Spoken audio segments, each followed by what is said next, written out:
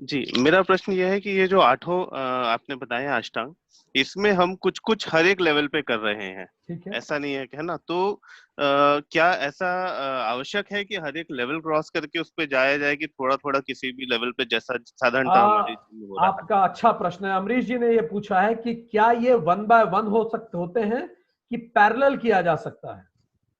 तो अमरीश जी, करने को हम इसको पैरेलल कर सकते हैं, पर ये इफेक्टिव तभी होगा जब पिछला कोर्स पूरा हो जाएगा। ये बिल्कुल इंजीनियरिंग कॉलेज की डिग्री के 8 सेमेस्टर है।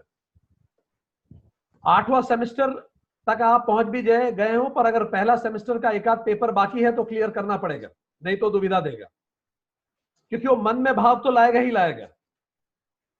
मान लीजिए सब कुछ सिद्ध हो चुका है, ब्रह्मचर्य सिद्ध नहीं होता, तो मन में वो भाव आते हैं, और जब वो मन में भाव आएंगे तो अपने आप मन स्थिर नहीं हो पाएगा।